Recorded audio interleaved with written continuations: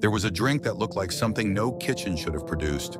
Small, colored spheres floating motionless inside a bottle of fruit juice, refusing to sink, refusing to rise, just hanging there like a tiny captured storm. At its peak in early 1997, that bottle sat on supermarket shelves across the country, impossible to walk past. Kids grabbed it just to shake it and watch the beads hold their place. Store clerks got asked about it more than any other drink on the shelf. It was strange, it was new, and for one bright season, everyone wanted to see it for themselves. Then, almost as fast as it arrived, the shelf space quietly disappeared, and it never came back. How does a drink that stopped an entire supermarket aisle simply vanish 2 years later? This is the story of the beverage built to be looked at, and the one thing nobody stopped to ask about it. By the mid-1990s, the clearly Canadian Beverage Corporation, based in Vancouver, British Columbia, had already built a name for itself doing something the big soda companies hadn't bothered with. Its lightly carbonated, fruit-flavored waters, sold in clear glass bottles, had carved out a niche across North American grocery stores, prized for looking as good as they tasted.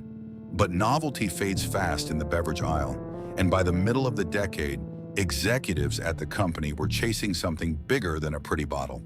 They wanted a drink nobody could look at and simply walk past. The problem they set out to solve wasn't thirst, it was attention. Soda shelves in 1996 were crowded with clear colas, neon sports drinks, and fruit juices competing for the same distracted eye. Clearly, Canadians' research team began experimenting with an idea that sounded more like a science fair project than a beverage pitch. Small, chewable spheres of flavored gelatin, suspended permanently inside a bottle of liquid, never sinking to the bottom, never floating to the top. The science came down to one ingredient most shoppers had never heard of: gellan gum. Mixed into the liquid at just the right concentration, it created an invisible structural web, dense enough to hold the little gel beads in perfect suspension, no matter how hard the bottle was shaken.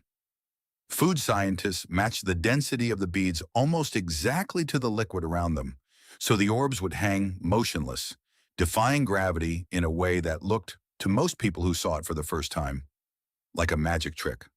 Picture the room where that idea became real: a product development lab, sample bottles lined up on a steel table, technicians shaking each one and watching the colored beads settle back into perfect stillness instead of sinking. Someone finally got the ratio right. The beads held their place for good. And the reaction in that room wasn't about flavor at all. It was about the visual. "This is the one," someone said. "People are going to want to see this." That instinct became the entire foundation of the product. The formula wasn't built around a taste memory the way most snack and drink inventions were. It was built around a spectacle. Flavor was almost an afterthought, bolted onto a science experiment. The company moved forward with a lineup of 6 varieties, including raspberry citrus, blueberry melon strawberry, vanilla orange, black currant berry, pineapple banana cherry coconut, and, for reasons that would puzzle taste testers for years afterward, a chocolate variety called Charlie Brown chocolate. The name chosen for this new creation was Orbitz, a nod to the little floating orbs suspended inside every bottle. Company marketing material would later describe it as a texturally enhanced alternative beverage. But internally, the goal was simpler and more theatrical: give people something they had never seen in a drink before, and let curiosity do the selling. By May of 1996, small test markets across the United States were chosen to find out whether that theory held up outside the lab. Bottles hit store shelves in select cities, and shoppers who had never seen anything like it started reaching for it out of pure curiosity. The early numbers looked promising enough that Clearly Canadian made the call to take Orbitz national. What nobody in that lab could have predicted was how quickly the same curiosity that built the drink's rise would also set the terms for its fall. Early in 1997, Orbitz began appearing on supermarket shelves across the United States, no longer confined to a handful of test cities, but stocked nationally alongside the familiar rows of soda and juice. It didn't need a special display or an end cap promotion to get noticed. It stood out on its own, a small forest of glass bottles filled with liquid the color of raspberry or blueberry. each one dotted with tiny spheres, suspended in perfect, unmoving rows. Shoppers walking down the beverage aisle for milk or cola would stop, pick one up, turn it upside down, and watch nothing happen.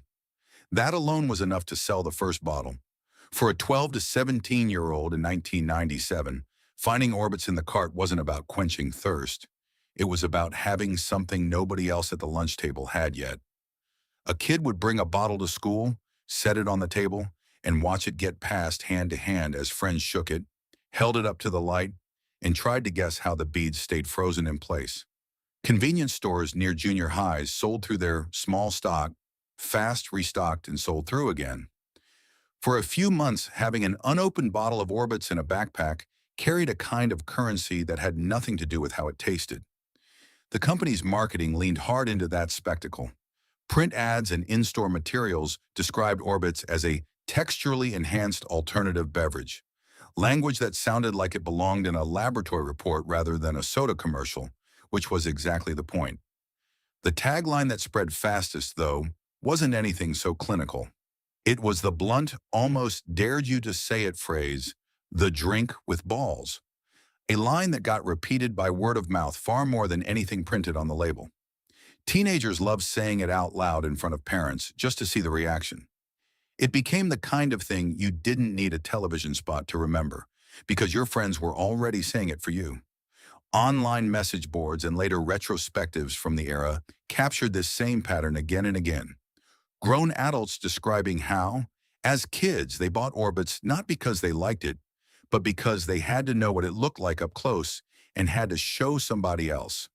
One fan recalled pouring it into a wine glass just to watch the beads suspended against the stem, pretending for a moment to be drinking something far more sophisticated than a gas station soda. Another remembered keeping an unopened bottle on a shelf for years afterward, less as a drink and more as a strange little souvenir of a specific moment in the 90s, when a company convinced an entire country that a chewable soft drink was worth trying at least once. That's really what carried Orbitz through its short window at the top. Not repeat customers, but a wave of first-time buyers, one after another, each one drawn in by the same question. What does that actually feel like in your mouth? Store clerks in convenience stores near schools got used to the routine of restocking the same 4 or 5 flavors weekly, watching bottles disappear off the shelf almost as fast as they were placed there. For a stretch of 1997, Orbitz wasn't competing with other beverages so much as it was competing with itself, racing against the exact curiosity that had put it there in the first place. How long can a drink survive purely on people wanting to see it, before they start asking whether they actually want to taste it again? Because underneath the spectacle, something quieter was already happening in stockrooms and behind cash registers.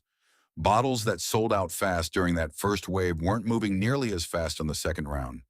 The very thing that made Orbitz impossible to ignore on a shelf in January was starting to lose its grip by summer, and the company was about to find out the hard way that a drink built to be looked at isn't the same thing as a drink built to be loved. The decision to take Orbitz from a handful of test markets to a full national rollout came fast, faster than most new beverage launches at the time. Clearly, Canadian had built its reputation on measured, steady growth with its flavored waterline, expanding city by city and letting each market prove itself before moving to the next. Orbitz broke that pattern entirely. The test results out of the May 1996 market showed something the company hadn't seen before. Not steady growth, but an immediate spike. Bottles disappearing off shelves within days of being stocked. Executives read that spike as validation rather than as a warning sign, and the call was made to push Orbitz into grocery stores and convenience chains across the country within months, not years. That kind of speed meant skipping steps that a slower rollout might have caught. There was little time to test whether the drink held up beyond a first purchase, because the company was already racing to get bottles onto shelves in as many states as possible before the novelty faded. Distribution deals were struck with the same grocery and convenience networks that already carried Clearly Canadian's flavored water, chains that had a working relationship with the company and were willing to take a chance on the strange new product riding on that same trust. Getting shelf space wasn't the hard part. Clearly Canadian had spent years building the kind of retailer goodwill that made buyers willing to say yes to something as unusual as chewable soda without much convincing.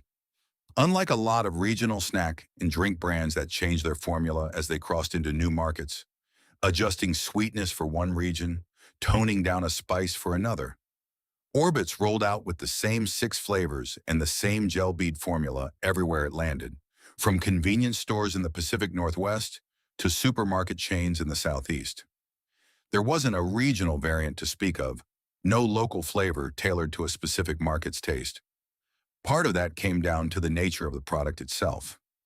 The whole appeal was the spectacle of the suspended beads, and that required a very specific, tightly controlled formula of gel gum and matched density gelatin. Altering it region by region risked breaking the exact effect that made the drink work in the first place, so the company kept it uniform everywhere, betting that the novelty alone would carry it regardless of local taste preferences. That uniformity was efficient, but it also meant Orbitz never developed the kind of regional loyalty that helped other beverages survive their early stumbles. A soda that adjusts to local taste builds pockets of die-hard fans in the towns where it fits best. Orbitz, identical in every market, either worked as a novelty everywhere or it didn't. And whether it worked came down almost entirely to how the beads looked in the bottle, not how the drink tasted once you got past the first sip. Behind the scenes, scaling up production to meet national demand put real strain on a process that had been built for small test batches. Suspending gel beads at the exact right density wasn't like bottling ordinary soda.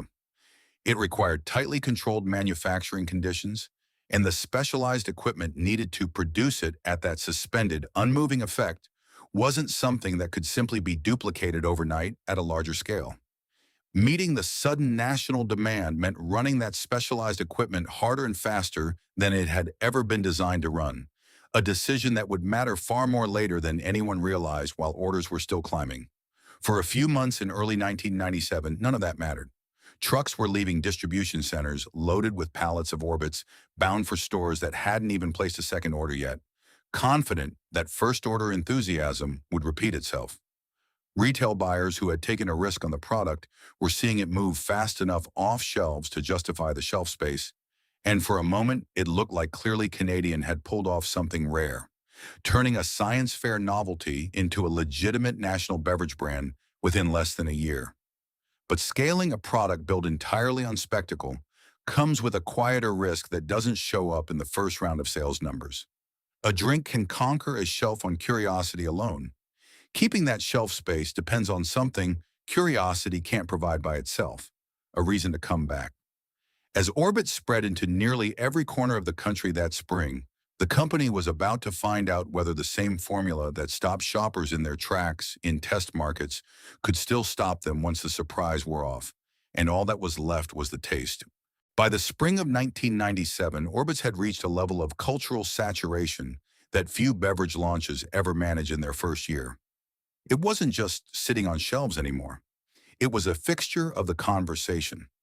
National distribution meant the drink had landed in grocery stores and convenience chains across dozens of states, sitting in coolers next to colas and sports drinks in nearly every part of the country. Exact figures on how many households bought it were never tracked the way soda giants track their own market share, but the drink's presence was impossible to miss in any store that carried it. For a stretch of months, Orbitz wasn't competing for attention on the shelf. It was the reason people stopped at the shelf at all. The moment that defined its peak wasn't a polished national ad campaign with a jingle everyone could hum. It was a phrase, the drink with balls, that spread faster through word of mouth than any commercial could have managed on its own. Teenagers repeated it to each other as a dare. News segments and food columnists picked it up because it was too blunt and too strange not to mention. That one line did more marketing work than a season of television spots, turning a genuinely odd science experiment into something everyone felt like they had to try at least once, just to see what all the talk was about.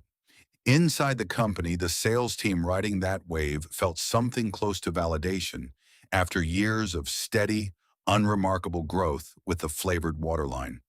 Retail buyers who had taken a chance on an unproven, gimmicky product were now fielding calls from other store managers asking how to get it onto their own shelves. For the reps who had pitched Orbitz to skeptical grocery buyers just months earlier, watching it become the thing every convenience store clerk had an opinion about felt like the payoff for a bet that could easily have gone the other way. Production lines that had once run cautious test batches were now working to keep pace with orders coming in faster than anyone at the company had planned for. What made the moment feel different from a typical product fad was how it moved through families rather than just through individual buyers. Parents who picked up a bottle out of their own curiosity often found their kids asking for it on the next grocery run, and kids who brought it home from a corner store sometimes got a parent curious enough to try a sip themselves. It wasn't generational in the way a cereal brand passes down from a parent's own childhood memory. Orbitz was too new for that kind of inheritance. Instead, it created something faster and stranger, a shared cross-generational moment of the same question being asked in kitchens across the country. Have you seen what's floating in this bottle?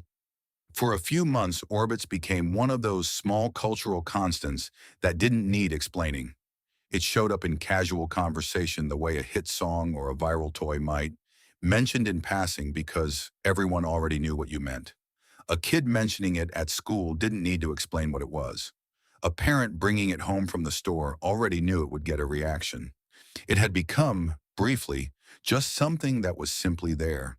The way a familiar snack becomes part of the background of everyday life without anyone consciously deciding it should be.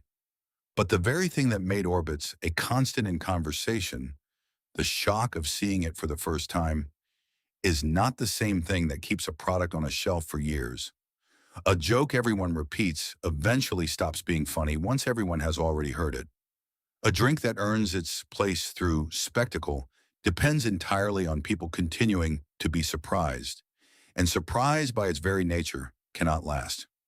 What happens to a drink built entirely on the shock of seeing something no one has seen before, once everyone has finally seen it? That question was already being answered quietly in stock rooms that spring, in numbers the sales team hadn't fully reckoned with yet. The same bottles that had flown off shelves in January were starting to linger a little longer in April. Nobody in the company was sounding an alarm yet, but the peak Orbitz had reached that spring was, in its own way, already the beginning of the story's ending. By the summer of 1997, something was shifting in convenience stores and grocery aisles that no one at Clearly Canadian had fully registered yet, because it didn't look like a crisis. It looked like ordinary shelf traffic slowing down. A teenager who had begged a parent for Orbitz back in February, the one who'd shaken the bottle at the lunch table and passed it around for everyone to see, wasn't asking for it again by June. She'd had her one bottle, tried the beads once, decided the vanilla orange tasted faintly medicinal, and moved on to the next thing that caught her attention. She had no idea her single purchase and quiet lack of a second one was quietly becoming the exact pattern showing up in sales data all over the country. That was the crack, and it wasn't dramatic. Nobody recalled a batch. No headline announced a problem.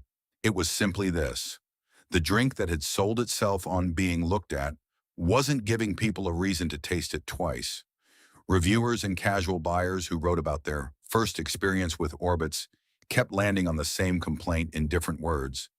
The beads themselves were nearly flavorless, chewy little intrusions in a liquid that, on its own, tended toward flat and overly sweet, with combinations like pineapple, banana, cherry, coconut, criticized for not tasting like any one thing, so much as several things fighting each other.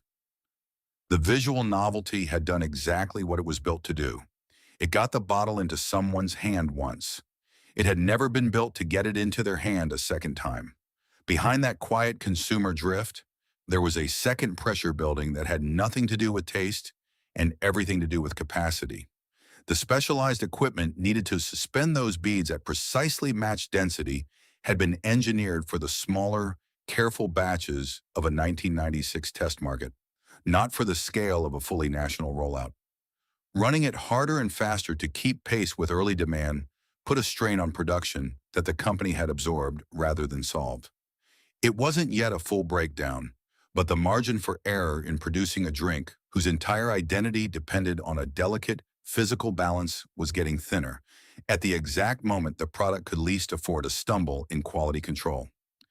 Picture the shift on the sales floor that a regional rep would have noticed first. Reorder forms that used to come in automatically, chain after chain restocking without hesitation, were suddenly requiring a phone call to confirm. A convenience store manager who'd sold through 5 cases in January was cutting the next order down to 3, then 2, telling the rep that customers already had theirs and weren't coming back for more. It's a small, unglamorous kind of warning sign, the sort that doesn't show up as a single bad headline, but as dozens of quiet, individual decisions made by store managers, all reading the same shrinking demand and adjusting without any drama at all. Inside Clearly Canadian, the response to these early signs was less about denial than about framing. The company had bet everything on novelty carrying the product past its first wave, and there was no established playbook for what came next, because no one had built one. Executives who had greenlit the rapid national expansion were now facing sales curves that looked less like a beverage settling into its market and more like a fad completing its arc. Was this a temporary dip before the drink found its steady audience? Or was it the whole story playing out exactly as fast as it had begun? Inside the company, there wasn't yet consensus on which answer was true. That uncertainty is where the real danger was hiding. A company that misreads a permanent decline as a temporary lull doesn't correct course. It waits for a rebound that isn't coming, spending the months it might have used to reformulate or reposition the product, instead hoping the initial momentum returns on its own. Clearly Canadian, still riding institutional confidence from its flavored water success, had every incentive to believe Orbitz's slowdown was seasonal rather than structural. How many customers have to try something once, and only once, before a company is forced to admit the problem was never going to fix itself? By the time that question started getting asked seriously inside the company, the answer was already sitting in stock rooms across the country. Bottles ordered at peak season volume, moving at a fraction of that pace, with no clear plan yet for what to do about either the taste complaints piling up in customer letters or the aging equipment straining to keep the beads suspended in every batch still rolling off the line. Word had started to reach corporate headquarters that Orbitz wasn't simply plateauing, it was sliding, and by late 1997, the numbers had moved past the point where anyone could still call it a seasonal dip. Retail reorders that had once come in like clockwork were shrinking chain by chain, and the sales team that had been fielding excited calls from store managers only months earlier was now fielding a very different kind of call, one where buyers were asking whether they could return unsold stock. Inside Clearly Canadian, that shift forced a decision that would define how the company's biggest bet in years was ultimately remembered. Acknowledge that the product's core problem was the drink itself, or keep treating it as a marketing challenge that better advertising could still fix. The company chose, at least for a while, to treat it as the latter. Every internal instinct that had built Orbitz in the first place pointed back toward the same idea that made it successful for those first few months. That people bought this drink because of what it looked like, not what it tasted like. And if sales were slipping, the answer was to make sure more people saw it. Marketing spend leaned further into the shock value of the tagline and the visual gimmick rather than into reformulating a taste profile that reviewers and casual drinkers alike kept describing in the same unflattering terms. Medicinal, overly sweet, oddly muddled in flavors like pineapple, banana, cherry, coconut. Rather than sending the product back to the same research team that had engineered the suspended beads, the company doubled down on the spectacle that had gotten it this far, betting that a wider audience who hadn't yet tried it could still be won over the same way the first wave had been. That decision reflected a deeper problem baked into the product from the very beginning, one that had nothing to do with marketing at all. Orbitz had never been built the way most successful snack and drink brands are built, around a flavor someone loved enough to want to taste it for years to come. It had been built around a physics trick, a scientific curiosity that happened to be edible. Reformulating the flavor at that stage would have meant admitting that the entire premise of the drink Gel beads over taste. Spectacle over flavor had been the wrong bet from day one. And that kind of admission rarely comes easily to a company that had just spent a year building a national rollout on the opposite assumption. Meanwhile, on the production side, a second and quieter failure was compounding the first.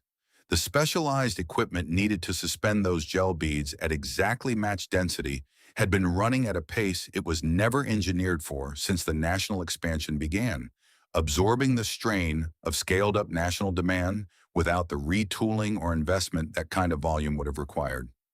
As orders slowed through late 1997 and into 1998, that equipment kept aging under the wear of a rollout it had never been built to sustain, with no clear plan in place for replacing or upgrading it now that sales no longer justified the capital that would take.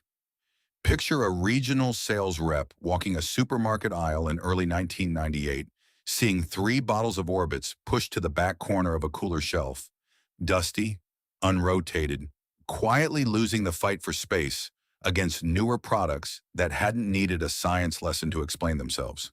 That same rep had spent 1997 fielding excited calls about restocking. Now the calls were about whether it was worth keeping Orbitz on the shelf at all. For someone who had believed in the product enough to pitch it hard to skeptical buyers a year earlier. Watching that same shelf space quietly get reassigned to something else was its own kind of ending, one that happened store by store rather than all at once. And who exactly was supposed to catch this before it reached that point? The research team that built a drink around a visual trick instead of a flavor? Or the executives who greenlit a national rollout based on a handful of months of curiosity-driven test sales? There's no documented single meeting where someone at Clearly Canadian stood up and said the words out loud that Orbitz was finished. What exists instead is a trail of smaller signs that add up to the same conclusion. Reorders that kept shrinking through 1998, a marketing budget that kept chasing a spectacle rather than fixing a flavor, and aging equipment nobody chose to replace because the sales curve no longer supported that kind of investment. By the time anyone inside the company was ready to say plainly that the drink wasn't coming back from its slide, the shelves themselves had already started answering the question on their own. By early 1998, the signs that Orbitz was disappearing weren't loud. There was no press release, no formal announcement pulled from a corporate letterhead saying the product was being discontinued. The end arrived the way it had been building for months, through the quiet mechanics of retail buying decisions made one store at a time. Regional buyers who had once placed standing orders without a second thought started marking Orbitz down on their next inventory review, not as a priority restock, but as a line item to reconsider. Distribution reps carrying the product into grocery chains found themselves having a different kind of conversation than the one they'd had a year earlier. Less about how many cases a store wanted and more about how many they were willing to take back. The erasure wasn't a single day, it was a slow fade spread across late 1997 into 1998. Store by store, region by region, each retailer reaching the same conclusion on its own schedule, rather than in response to any single corporate decision. A convenience store in one state might still have 3 flavors on the shelf in March, while a supermarket chain 2 states over had already quietly stopped ordering it the previous winter. There was no coordinated pull, no dramatic day when trucks arrived to collect unsold stock nationwide. Orbitz simply stopped getting reordered, one buyer at a time, until the shelf space that had once been guaranteed became optional, and then rare, and then gone. For the shopper who had genuinely liked it, that slow fade produced a specific and disorienting kind of loss. A parent who'd been buying a bottle every few weeks for a kid who still asked for it would go to the usual spot in the cooler and find something else there instead. No explanation, no note, just an empty space where a familiar bottle used to be. Because there had been no announcement to prepare anyone for it, there was no closure attached to the moment either. People didn't get to say goodbye to Orbitz. They just noticed, one grocery trip at a time, that it had already left. That absence of a formal ending is part of what made the online reaction, when it eventually came, feel less like mourning a discontinued product and more like solving a small mystery. Years after the shelves had gone quiet, message boards and early web forums started filling with the same basic question. Asked by people who had assumed for a while that the disappearance was just local to their own store. Did anyone else used to drink the soda with the little balls in it? What was that stuff even called? For a product that had briefly dominated conversation at lunch tables across the country, its exit had been so undramatic that plenty of the people who'd loved it weren't even sure at first whether they'd imagined the whole thing. By the early 2000s, that scattered curiosity had organized itself into something more deliberate. Early internet forums and later, sites like the nostalgia blog Foodology and communities built around Bring Back This Discontinued Snack campaigns gave former Orbitz drinkers a place to compare memories and confirm, to each other's relief, that the drink had been real and that its disappearance had been just as sudden and unexplained for everyone else. What had once been a private, slightly embarrassing memory, a soda you drank as a kid that seemed to defy physics, became a shared cultural artifact discussed with the same mixture of fondness and disbelief usually reserved for genuinely strange chapters of 90s culture. That online afterlife eventually created its own small economy. Unopened bottles that had sat forgotten in basements and pantry shelves for years started showing up on early online auction sites, sold not as a beverage anyone intended to drink, but as a preserved artifact of a very specific moment in American grocery history. Sellers would note, almost as a selling point, that the beads inside were still floating exactly as they had in 1997, untouched by time, the Gellin gum matrix holding its shape years after the company that made it had moved on to other things.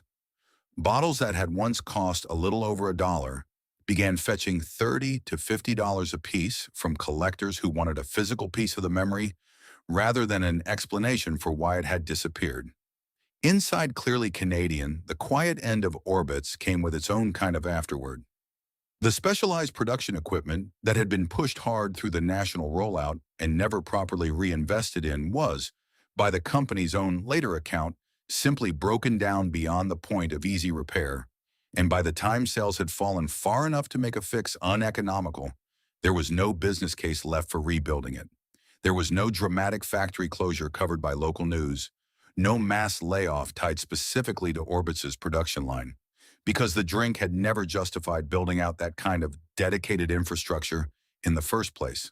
The equipment had been retrofitted onto existing operations, and when it failed, those operations simply moved back to what the company had always done well, its flavored waters, without much fanfare attached to what had been quietly left behind. What Orbitz left in its place on the shelf wasn't a direct successor. No other company rushed in with its own version of a chewable, bead-filled soda to take over the space it vacated, at least not domestically. Its very specific gimmick had been too tied to Clearly Canadian's own gel and gum expertise to be easily copied by competitors chasing the same trend, and by the time anyone might have tried, the novelty soda moment that made Orbitz possible had already moved on to other fads entirely. The shelf space it once occupied simply reverted to more ordinary sodas and juices, the kind that had never needed a magic trick to justify their place there. What lingered longest wasn't the product itself, but the peculiar shape of its ending, a nationwide fad that most of the country had experienced firsthand and then almost entirely forgot about, until a stray online conversation reminded a whole generation that, yes, that drink with the floating balls had been real, and no, nobody had ever really explained where it went. What replaced Orbitz on American shelves wasn't another drink trying to do the same trick. It was, in a sense, nothing at all. The space it once filled simply returned to the ordinary sodas and juices that had been standing next to it all along, the ones that had never needed a gimmick to earn their spot. That absence of a direct successor says something on its own. Novelty beverages built around spectacle rather than flavor rarely get replaced by an equivalent, because the market that briefly wants one is, by definition, chasing the next new thing rather than a repeat of the last one. The one attempt at revival came in 2013, when Clearly Canadian, itself working through years of financial instability and changing ownership, announced plans to bring back a limited edition run of Orbitz, floating the idea of turning it into an annual nostalgia release for the growing community of former fans who had spent over a decade trading memories of the drink online. The announcement generated real excitement in the same forums and fan pages that had spent years keeping the memory alive. But the promised relaunch never materialized. The specialized production process that had made the original possible had never been rebuilt after the equipment breakdown of the late 1990s. In reconstructing that capability from scratch, for a niche nostalgia product with no guaranteed market beyond a passionate but small fan base, proved harder to justify than the announcement had suggested. That failed revival left the door open for something else instead. A preservation community built not around recreating the drink, but around holding on to what already existed. Collectors treated sealed, decades-old bottles less as beverages and more as time capsules, occasionally noting online, with genuine amazement, that the beads inside bottles from 1997 were still floating exactly as they had the day they were bottled, untouched by 20-plus years of sitting in a closet or a basement. Nobody was trying to drink these anymore. They were trying to hold on to proof that the strange, gravity-defying thing they remembered from childhood had actually existed. The broader lesson Orbitz left behind for the beverage industry wasn't really about gel beads or gel and gum at all. It was about the limits of novelty as a foundation for a lasting product. A drink can absolutely earn its way onto a national shelf through spectacle alone. Orbitz proved that decisively, moving from a handful of test markets to full national distribution in under a year on the strength of curiosity. But spectacle gets someone to pick up a bottle exactly once. It has never been enough on its own to get them to reach for the same bottle again next week. And every beverage company that has chased a viral gimmick in the decades since has run into some version of the same wall. Clearly Canadian hit in 1997, the difference between a drink people want to see and a drink people want to taste. That distinction has only become more relevant with time, not less. Every few years, a new beverage arrives built around some version of the same instinct that created Orbitz. A strange texture, a color-changing gimmick, a social media-ready visual hook designed to travel further than a traditional ad campaign ever could. Some of those products manage the trick Orbitz never did, backing up the spectacle with something worth tasting twice. Most don't, and they follow a version of the same quiet arc, a season of curiosity-driven sales followed by a slow retreat from the shelf that nobody announces out loud. What does it mean that, decades later, a drink almost nobody actually enjoyed drinking is remembered more fondly than dozens of beverages that tasted fine and sold steadily for years without anyone ever bothering to miss them? Perhaps it means that memory doesn't attach itself to what worked. It attaches itself to what was strange enough to notice in the first place. Orbitz failed by nearly every measure that mattered to the people who made it. Repeat sales, shelf longevity, profitability. And yet it succeeded at something almost no beverage manages at all, being unforgettable. The floating beads that couldn't save the drink's business turned out to be exactly what saved it from being forgotten, giving an entire generation a strange, specific, oddly beloved memory to carry forward, long after the actual taste had faded from anyone's recollection. Somewhere, in the back of a kitchen cabinet or the corner of a basement shelf that hasn't been cleaned out in years, there may still be a bottle of Orbitz sitting exactly as it did the day it was bought. The liquid a little darker than it once was, but the beads still there, still suspended, still refusing after nearly 3 decades to sink or rise, held in place by a piece of food science nobody was thinking about at the time. Picture the bottle in a kid's hand back in 1997, tilted sideways under a fluorescent grocery store light, watching the little colored spheres drift without ever actually going anywhere. Picture the sound of the cap twisting open for the first time, the slightly odd smell that didn't quite match any fruit it claimed to be, the strange chewy texture of the first bead breaking between the teeth, tasting like almost nothing at all. That single moment, more than any sales figure or distribution number, is what the drink actually was. It mattered in the end for reasons that had very little to do with how it tasted. Orbitz arrived at a moment when American grocery shelves were still willing to make room for something purely strange. A product built not to satisfy a craving, but to spark a conversation. And for a little while, it did exactly that. It gave a generation of kids a shared dare, a reason to bring something to school just to watch a friend's face when they saw it for the first time. It gave families a small, harmless mystery to solve together in the kitchen, shaking a bottle and trying to explain to each other why the beads wouldn't move. It offered something that most food and drinks never even attempt, a genuine moment of childlike wonder delivered through a gas station cooler instead of a science classroom. In a category built almost entirely around flavor, Orbitz proved that a product could earn a permanent place in people's memories on curiosity alone, even while failing at nearly everything else it needed to do to survive as a business. No relaunch, no clone product, no modern novelty beverage has managed to recreate that exact feeling, because the trick was never really the gel and gum or the matched density of the gel. The trick was catching an entire country at the one moment it was willing to be surprised by a soda. There is no need to relitigate what went wrong.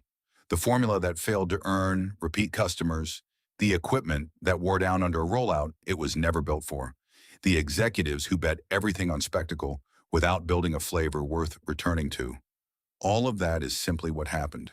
The ordinary arc of a product that reached too far past what it could sustain. None of it erases what the drink gave the people who bought it. The food scientists in Vancouver who spent months getting the density exactly right deserve to be remembered for building something that, by any honest measure, had never existed before and worked precisely as strange as they intended. The sales reps who pitched a bottle of chewable soda to skeptical grocery buyers and got it onto shelves in nearly every state within a year deserve credit for pulling off something genuinely difficult, even if it didn't last.